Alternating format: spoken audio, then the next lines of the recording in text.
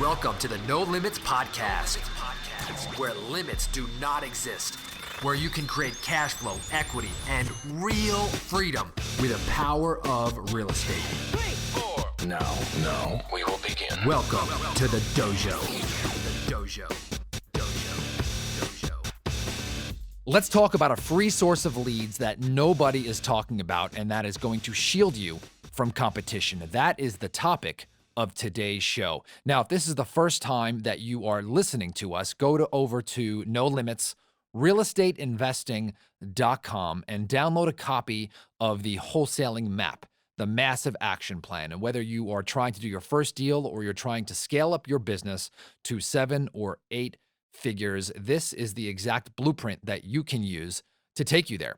When I first got started, I remember I knew nothing and I was trying to do my first deal and scratching and clawing. And then I gradually built a team that helped me replace myself. So again, go there, download the map, and this is the exact blueprint that I use. So it's there for you. All right. So let's talk about this free source of leads that nobody is talking about that's going to shield you from competition, right? I just love the sound of that, and you should too. And I'm going to actually share a story that is going to really get your creative juices flowing. And so for me, I love to tell stories because it makes it more real for you. And it also brings up all the emotions of doing the deal myself. It reminds me of how great this source is. So a couple of years ago, we bought a house from somebody who was going through a probate. And a probate, if you are just getting started, is basically the process where when someone passes away and they have heirs who are going to get the property and there is no trust in place, meaning that there has to be some kind of court process. By the way, I love to buy inherited properties that are left to someone by trust. You don't need a court. But when you are dealing with a probate attorney, the great part about a probate attorney, and the probate is just a legal process, right? A court process that transfers the ownership from the deceased person to the heir, right? The person who now is going to inherit the property. And this takes a little bit of time and a little bit of money, right? You don't have to come out of pocket if you do it the right way, but it can be used to your advantage. So a couple of years ago, we're dealing with this probate attorney and that we got from just dealing with a seller. I don't even know how we met, right? But just through that process, we wound up buying the house and starting this relationship. And the deal was not memorable, but what was memorable was the relationship that we built with this probate attorney. So out of nowhere, right? Out of nowhere, we get a call from this probate attorney and he says, I've got this complicated deal. There are 6 heirs fighting over this property, and putting it on the market for whatever reason is just not an option. And we just want a cash offer. We want this done. We want it easy. And we just want as is, where is, no repairs, no realtors, no nothing. And so long story short, we said, yes, we would love to buy the property, right? This was just a few weeks ago. So we said we wanted to buy the property, and long story short, we contracted the deal for $170,000. Now, here's the great part, right? The exact numbers are like 172. We have this under contract. We are actually going to buy this deal. We're going to clean it out, maybe put $1,500 into it at like max, absolute max, and we're going to stick it back on the market for $260,000. And after the closing costs and realtor commissions, we're probably going to wind up netting right around $70,000, right? Now, I don't know about you, but I love that deal, right? No marketing, no trying to coddle the seller, no, running out to the house with a sense of urgency. I just love that deal. That deal was basically brought to us, right? Work free, right? For something that we did months ago. And the beauty of dealing with a probate attorney is that you are shielded from your competition because the heirs are the one dealing with probate. They are not getting postcards from other investors. They usually are not getting cold called by other investors or texted. They are not being contacted. And so this probate attorney is like the guardian, right? The gatekeeper. Now, I'm not saying that could never happen, that the heirs could be contacted, but usually when someone gives their property to be, basically probated, or basically when the heirs go to the attorney to get the probate, to get the house delivered to them, they are relying on that attorney to almost handle the entire process. They look at that attorney as a trusted advisor. And so when you have built this relationship with this attorney and he believes you and you are credible and you do what you say you are going to do, and he knows you are going to make him look good and not like a fool, right? He is going to drive the deal to you. That's very, very important. You want the attorney to be an advocate for what you offer. So I'm going to share a little bit of nuance that we did in this deal, something that you don't really understand until you've been in the business for a while. And if you're brand new, great. Guess what? You can use this and get this nuance immediately. I always love to say to our team members, hey, let me take 20 years of experience and just give it to you now, so you don't have to go through that. So if you're brand new, you can use this. So one of the things that makes attorneys more comfortable is, we could have used our own paperwork, right? And when we deal with private sellers, we love to use our own paperwork because it's only a page and a half and sellers are comfortable with them and they're easy to understand. And so we want the sellers to sign because we don't want confusion. But when you're dealing with an attorney, they just don't understand that. They don't understand simplicity. They love complexity. It justifies their fees. They need every single base covered, right? So that they can cover their rear end. And so we use their paperwork, which is usually the state that you're in, the realtor paperwork. Now, not always, right? Sometimes attorneys want to draw up their whole contract and charge the sellers for that. And if they want to do that, that's just fine, right? We're going to let them drive the process. We're going to let them feel like they are in control. So that's exactly what we did here. They drew up the paperwork. This deal was in South Florida. And so they used the state paperwork and drew that up and sent it over there and put some language in there that, we were buying as is, where is, and no matter what happened, we were responsible. And so in the contract, there was some very strong language in there so that the attorney felt like the clients were protected and the clients felt like they were protected, right? And so all we wanted was our price, right? That language that's in the contract about as is, where is, and the seller is not responsible, and the property is in horrible condition, right? That's fine, right?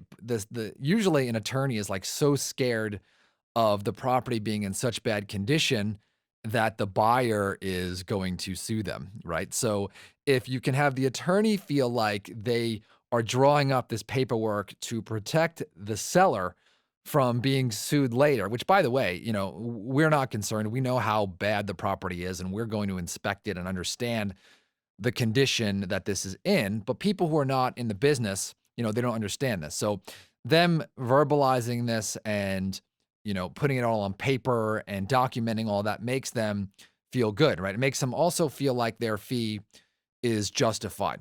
So remember, this deal's worth about $260 as is with no repairs. We bought it for $172, and we're going to make about $70,000 on this thing, which is awesome, right? I love this deal, and I want one of these deals for you. Now, a little nuance here, right? Because we want to keep this relationship, we are just going to buy this, right, with cash. And I've done some previous episodes on why you should have money ready or why you should have lending relationships ready. I don't care if you're dead broke. You can go out and get private money right now. But we don't want to confuse with the attorney who the buyer is, right, who he should have a relationship with. Because if we assign it, the attorney now may have this relationship now with our new buyer, right? Or if we, do a concurrent close and he goes to the tax records for whatever reason, or he sees the paperwork, he may now build that relationship with a new buyer. By the way, I'm not saying you can't do this. You could certainly assign the deal. You could certainly do a concurrent close on this deal and be fine. But just to be safe, we want to, again, control this relationship. We want about a half a dozen deals from this attorney every single year. Moving forward, right, we are going to close on it, and the dollar amount on this property justifies it, okay? So zero marketing dollars, hardly any work. We didn't have to deal with the sellers. We didn't have to go out there. We already had the relationship. The attorney basically sold the idea of working with us, right? And we got the deal, going to make about $71,000. All right. Now I'm going to give you a specific plan on how to market to these attorneys and build a relationship here in the next few minutes. But I just want you to understand the ease of this and really, really implore on how important this is for you. All right. So here is how to do it. What I want you to do is I want you to find all the probate attorneys in your town. So you could go and Google it and put them on Excel spreadsheet and search for them there. You could also hire a virtual assistant to do that for you, basically go on Upwork and have them do a research project. And if you're in a tiny little town, it may be that you only have 3 or 4. If you are in a, big metro, you could have 50 or 100. I don't care where it is, just find everybody, right? Make that happen. If you're not going to do it yourself, then put a job on upwork.com and hire someone to do the research, get the name, phone number, email, website, all the communication, and then make that happen. Okay. So once you have their names, right now you have to get in touch with them. So one of the things that I would do if I was just getting started is I would stop by their office and meet them, right? I don't care if there's a gatekeeper or a receptionist, tell them what you do and that you would love to meet the attorney and find out how you guys can do business, right? You could email them, you could call them, you could reach out to them on LinkedIn, right? That is very, very important. A lot of people are not reaching out on LinkedIn, and that is definitely an underutilized source. You could email them, you could friend them on Facebook, you could put a handwritten note on their door or slip something right underneath their office door. If you want to get really aggressive, here's something that you can do to really stand out.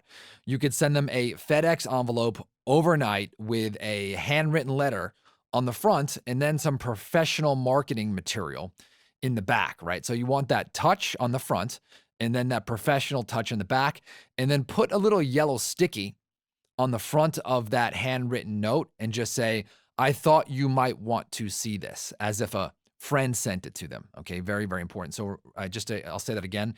Just on top of all that material, take a handwritten note, sticky, and just put, I thought you might want to see this, right? As if a friend may have forwarded it to them. Okay, very, very, very important. Here's a other little hack that you can use if you don't have an email autoresponder, and that is in Gmail.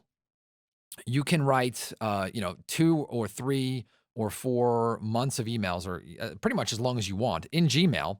Just schedule the email so you can write an email and then actually schedule the send, right? So you could send out 12 months, 12 emails once a month to the same person. Just change up the copy and then do that for 20 or 30 or 40 or 50 of your attorneys, or have a virtual assistant do this for you. And now you're reaching out by email every single month. I can tell you that most attorneys pay very, very close attention to their email. So go ahead and do that. And I know you'll reap the rewards. Okay. The other nuance is that once you get the call, right, understand that you got to let them drive the process. Now, of course, you want to create an urgency and you want to try to get commitments from them, but let them feel like they're in control, right? Let them use their paperwork. Let them send it to you. Let them determine a lot of the terms so they feel like they are protecting the client. And they're going to trade some of that price, right, for their speed and convenience and control. Also remember, it's probably going to take at least 90 days of communication with them before they send you a deal, right? You've top of mind, you got to be there. You've got to remind them that you're real.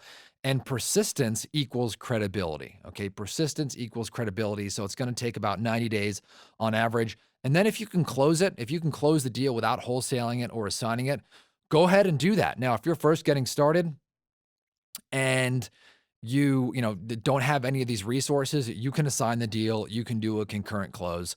That's fine, right? But if you can close it yourself, I always recommend this, right? I had a one-on-one consulting client who recently did this, and he basically has based his entire business in California off of probate attorney referrals. And this guy nets over $1 million a year from the deals that he gets from probate attorneys. By the way, if you are interested in one-on-one coaching with me and you already are doing business and you're making money and you want to get to that next level and you're fun to deal with, okay, you can also apply for one-on-one coaching with me. Go to nolimitsrealestateinvesting.com/private, nolimitsrealestateinvesting.com/private. All right, so I'm going to wrap up today's show. Also, if you have not downloaded the map, the massive action plan, go to nolimitsrealestateinvesting.com and download it, and I will talk to you on the next episode.